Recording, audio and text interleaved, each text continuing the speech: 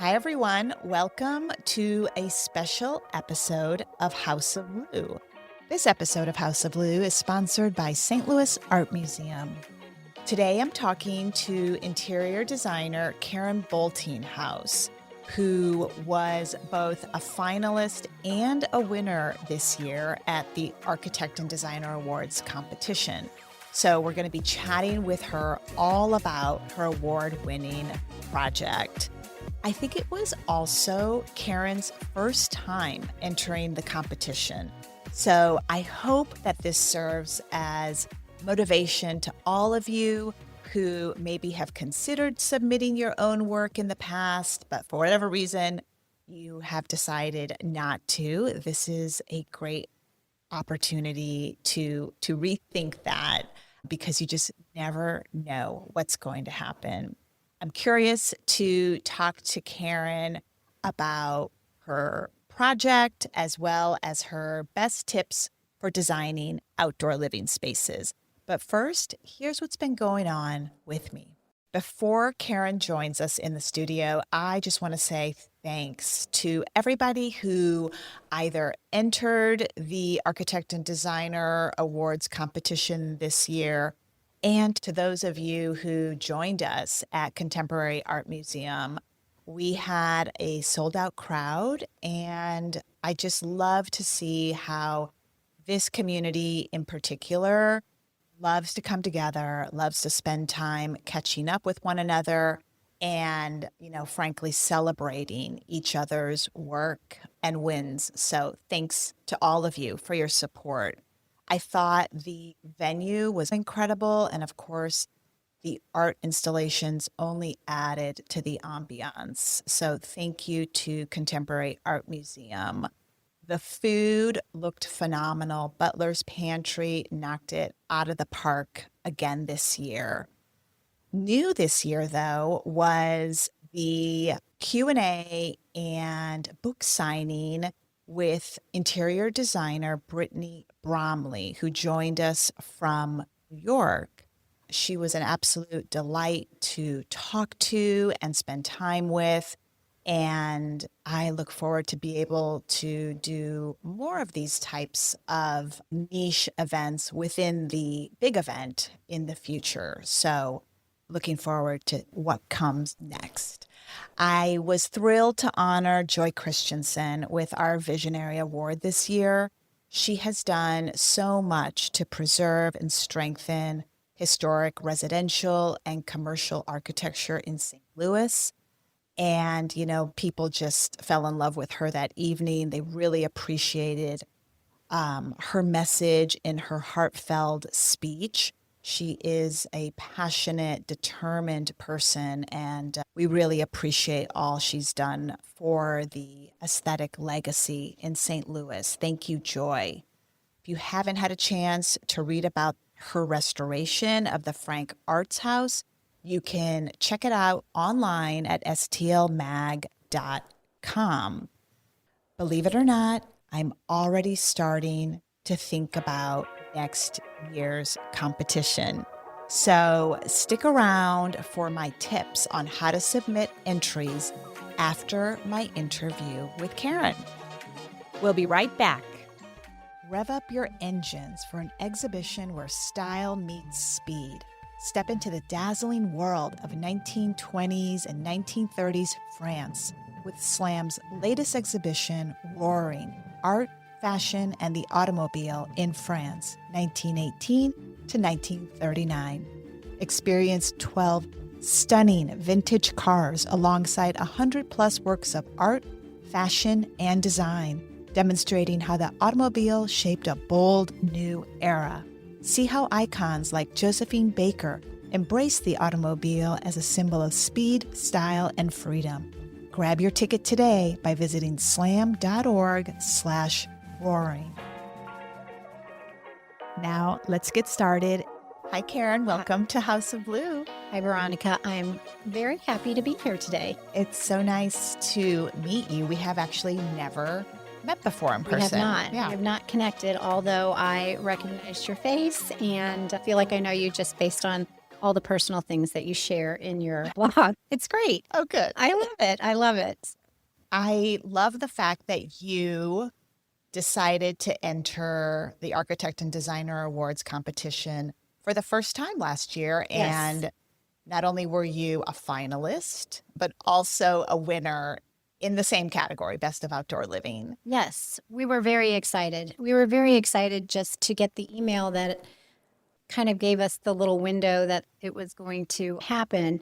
And then to actually be at the event, I brought my team with me. So it was very elating, or if that is even a word you can use, that's how we felt. So it is very empowering as far as your business is concerned. So That's just great. even announcing it sparks a lot of people we've gotten a lot of phone calls off of it, especially when you're doing the Incredible. outdoor space, because that's Absolutely. kind of the next step. A lot of individuals are looking at scope of what they want to do, and many people are staying home. They find that that is the next place to spend money, is to put it in the outdoor area. I know. I love my outdoor area. I'm curious to know what made you decide to enter the competition for the first time last year. This project was a large project. We started with the indoor area.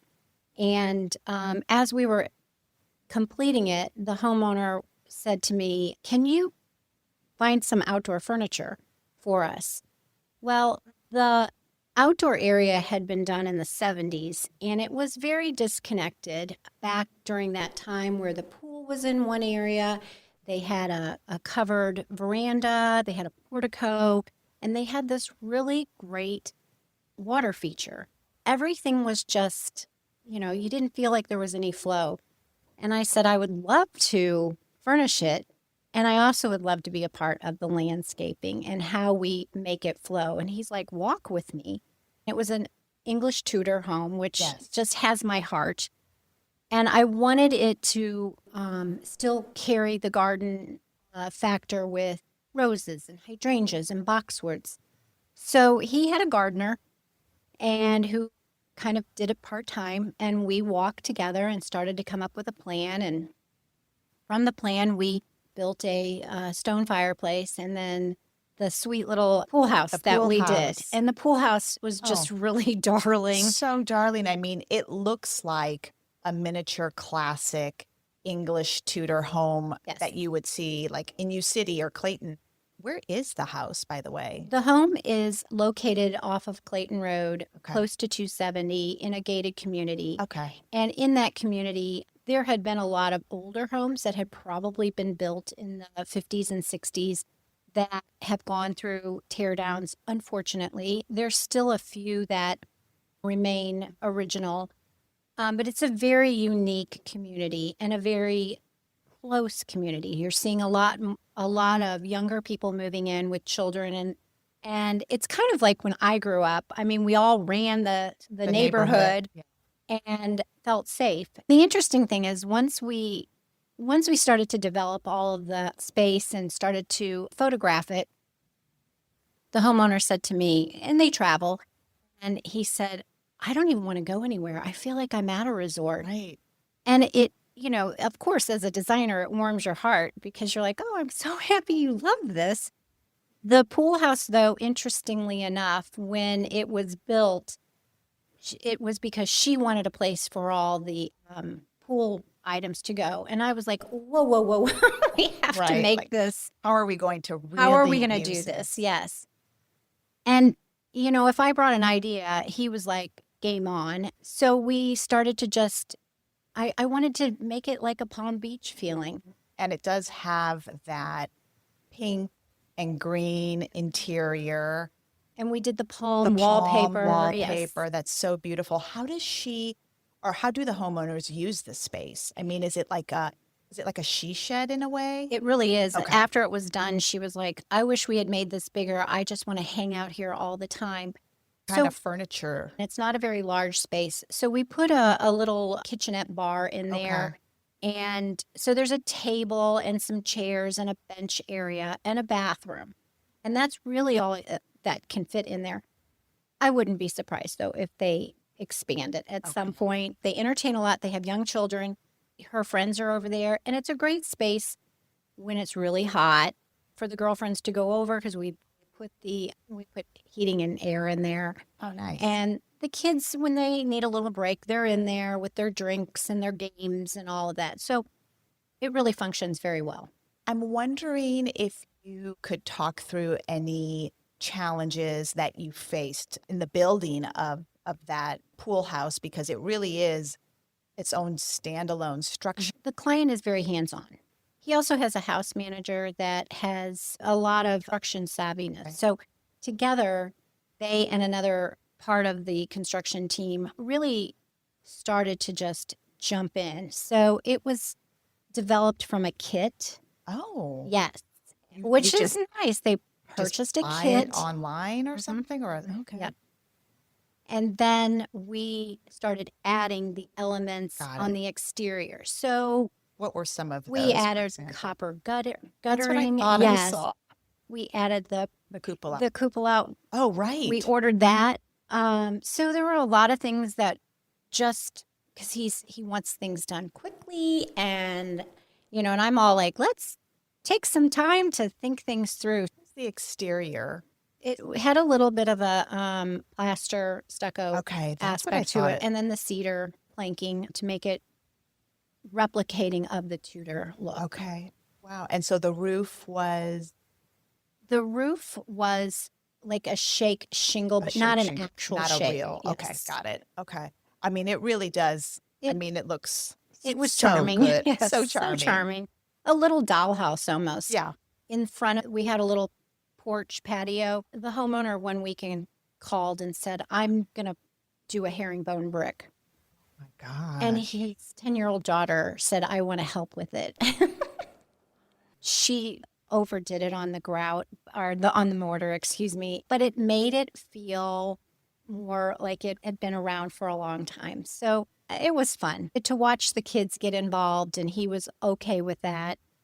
So it was kind of one of those things very out of my box. I Right. usually want a contractor on board and doing this. Do you think that homeowners are looking for opportunities to kind of put their stamp on the outdoor space? Indoor living spaces, yes. Okay. Outdoor, I do find that usually the male is more involved in the exterior area. In fact, I have one right now who just called and wants us to do their space. He's like, I want a TV. They Right. want to take it to be where they can grill with their friends and be able to watch TV out there, whether it's a sports game or whatnot. What I find is that still the mentality is to have the hardscape table and the chairs and nothing to really romance the space. And so I think that's where we come in and really give them the design and show them where we can take it to the next level, which is what we did on this space that we're speaking about. They had no real concept of what they wanted until we were able to show them and push them out of the box. And so, how do you elicit that information from homeowners? How do you talk them through their goals for their outdoor spaces? One of the catchwords that I think you're going to hear more and more about is neuroaesthetics. And Oh my it's gosh, where, someone just told me about that last week. yes, They showed me a research paper that has been written on this topic. yes, it's how we take Incredible. science and design and put it together. And especially in the medical community, we've really seen how hospitals and rehabilitation centers are really trying to elevate the level of design because we find that we are looking at our emotional well-being and our physical well-being, and we find that when our spaces are elevated in that way, that people perform better, they heal better. And if you have a lot of anxiety in the family or any kind of issues that pertain to mental illness, having a space that calms you down and allows you to organize your thoughts is extremely valued right now. So going outside is a complete boost of energy. how do we take our indoor space and really mirror that into the outdoor? Of course, we're so used to seeing the outdoor kitchens. How do we take the living family area space and make that an outdoor? And the materials that are being offered now are just incredible. Our fabrics that are performance driven, that are water resistant, sun resistant, the foam that we use, the construction. I mean, we're taking slip covered sofas and we're putting them outside, and it's just changing how you walk into a space. And even art is even becoming water resistant. And of course, the television. I mean, we design around a TV every single day. So we still have to do it outside. When we are with our client, we really talk to them. And a lot of times they don't even, They don't know what we have to pull it out. Sure. So for someone who is thinking about wanting to design an outdoor space, whether it's a patio or a front porch or Right. maybe something larger like a pool house, how do you suggest they start thinking about those spaces? Well, I don't want people to be intimidated by the fact that you have a small space and you're on a limited budget. I feel that you can do a couple of things to really romance the area that is going to make you want to be out there, to whether you want to read a book or you just want to relax. And there are a lot of products that are not really price driven, like an indoor outdoor rug and some kind of a chair seating that has pillows, a plant. Those are easy things to start with. Okay. And then we layer up other areas, like whether it's a screen to block a certain space. I always want people to think about, when they go outdoors, do you really want, if you don't have a whole lot of space, do you want that large table and those hardscape chairs and an umbrella? Because are Right. you going to eat outside I all the know. time because of the bugs and whatnot? I know. I feel like we really need to pass that. Completely. Yeah. And getting people to transition from that to having more living space furniture out there is an easy transition, because our big box stores right now are showing it more than anything.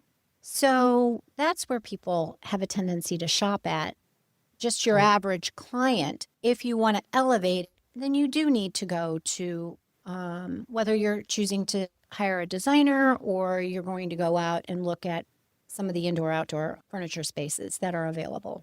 Do you have any particular brands for outdoor living that you like to shop in particular? I'm a huge fan of Lane Furniture, which is what we used at this space we're talking about. When I was at market last spring, I went specifically with their space in mind. I wanted to find furniture that represented the look of the house, that had an English feeling about it. Celery Kimball is a designer. I don't know if you follow her. I do, I love her yes. stuff. She designed a couple of different furniture pieces for Lane, and the one that we chose is a metal base, but it has this beautiful design on it, and we did it in green. And so I like furniture that really has more of a vintage feel, that's been twisted into a little more modernism. And then, of course, I always want color on our cushions and all of our upholstery pieces. And they offer a really great amount of fabrics. Thibaut, Schumacher, all of the big names like that So are many options. coming. Right? I mean, we are using performance fabrics on everything now, indoors and outdoors. And there's just some really great fabrics right now. So don't have to be ordinary anymore. Well, this project is certainly not ordinary, and I hope that those of you listening will take a minute to go online and check out the photos at stlmag.com. I think you're going to really, really love this very charming pool house. Thank you so much for joining us. Thank you for having me. This was fun. This episode of House of Blue is supported by Kransberg Arts Foundation's Maddie. Maddie is back. September 12th through the 14th. 3 days, 15 stages, and over 100 unforgettable performances. Catch legends like Caryn and Pete Rock, Patti LaBelle, and De La Soul. Groove with R&B stars Lucky Day and Leon Thomas. Feel the soul of jazz with Branford Marsalis and Pedrito Martinez. And bring the funk with John Medeski and the SOS Band. Enjoy live music, art, exhibits, food trucks, vendors, and good vibes, all in the streets of the Grand Center Arts District. Grab your passes now at maddystl.org. And now on to these views. I get a lot of questions from the design community, especially right after we've hosted the Architect and Designer Awards event, about how they can make their projects stand out to the judges. Now, obviously, we have no idea how the judges are going to think through each of the entries that they review, but we can do some things, I think, before the submission process begins that puts you in a stronger position. So, the first thing I would say is to give yourself plenty of time. And by that, I mean that now is probably a good time to at least begin to think about your current projects and which ones might be completed in time to be photographed and submitted by our October deadline. The other thing I would recommend is to hire a professional photographer to shoot your work. Keep in mind, the judges are basing their scores off of your photos as well as the information that you submit to them about those projects. So I would give a lot of thought and attention to those two things. Highlight the scope of the project, the materials that you use, the challenges that you overcame. It's smart to base your captions off of the images so that the judges can see exactly what you're referring to in your write-up. The last piece is to get creative about the categories that you submit. Now, our categories can change slightly every year, so be sure to review those, obviously, as you start to think about the projects you want to submit, the categories that might work. We do have some categories that are perennial favorites, right? They're popular every year and therefore super competitive. I'm thinking traditional kitchen, powder room, but there are others that might not get as many entries. And so I would just sort of like be more thoughtful about the categories that you choose to submit to. Think more broadly about them. So for example, if you have a great traditional or modern kitchen that you want to submit, you know what? If it has like a great use of color, or perhaps you've used an incredible wallpaper or fabric, maybe think about submitting it into those other categories and therefore, giving yourself a little bit better chance perhaps of ending up on the finalist list. That's sort of what I mean when I say get creative. Again, it's impossible to know how the judges, what they're thinking, but give yourself the best possible chance by getting a head start. Again, always be in touch with me if you have any questions. I'm always happy to help out in any way that I can. Thanks for listening to the House of Lou podcast. Be sure to follow us and share the episodes with your friends. Be in touch. Subscribe to our design and home newsletter at stlmag.com/newsletters and follow along on Instagram at St. Louis Mag. You can follow me at VT Lookbook. If you loved what you heard, show us some love by rating and reviewing us on Apple Podcasts, Spotify, and wherever you choose to listen. We'll see you next time. And just remember, there's so much to see in St. Louis if you know where to look.